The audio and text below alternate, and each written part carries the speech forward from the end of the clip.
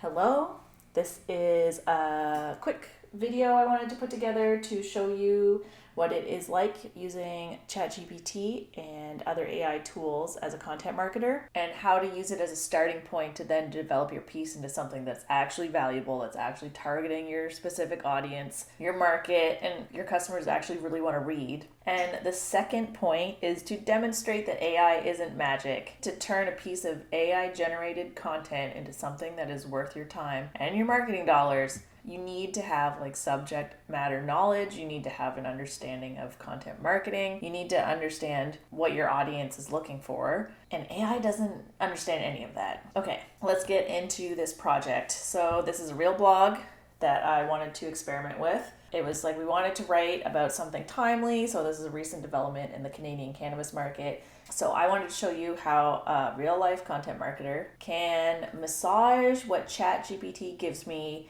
into something valuable and actually worth money. I should preface this by saying that the way I'm using it today is to kind of pull information from an article on the internet and using that context as the starting point. So here I'm just going to ask it to summarize 4 points. Kind of see, okay, these are the important things I should be talking about. Now that we have all this, these bullet points, let's ask it to write the full blog. Sometimes I find it does go a bit off the wall when you give it too much description. Have you ever asked it for a casual tone of voice? It is nuts. But once I'm done, I'm going to copy it over into my document. And now this is when I really get to work.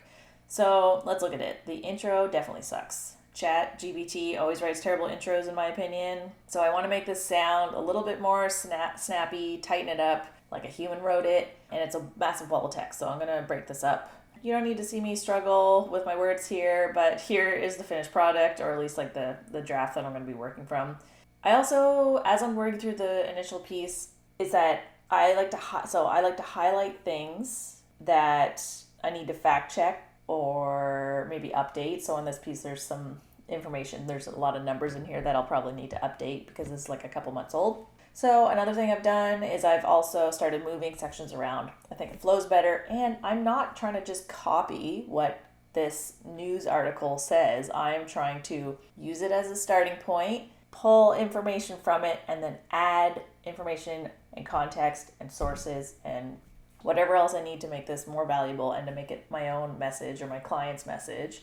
So this initial work took me about 30 minutes, really work through the very rough draft of 2 sections. But let me show you the end result. There's only snippets of what the AI gave me. There is definitely some of the structure and the ideas are still there, but I have rewritten almost the entire thing. So if I look at the side by side, you can really see the difference. Please pause the video for dramatic effect. I still haven't even edited this myself. This is just my rough draft. And I haven't even really gone in to adjust for any keywords that I'm trying to target here. So did the AI make this faster? No, definitely not. If I wrote this freeform, it would take me just as long. This is where I think AI does help. And what I mean by that is I don't have to sit and think about the angle or the structure, kind of brainstorm the outline. It's already done for me. It kickstarts it. AI writing, in my opinion, tightens the ideation end, but it takes much longer to manipulate it into the final product, the writing and editing side of the project. So that's it. I just did want to show the real process of what it's like to use AI to produce good content rather than what lots of people are using it for now, which is just copy and pasting it into their blog. If you have any AI questions or topics that you want covered, shoot me an email, connect with me on LinkedIn. And obviously, if you are looking to build a content strategy beyond the blog, I am always happy to chat. Please reach out.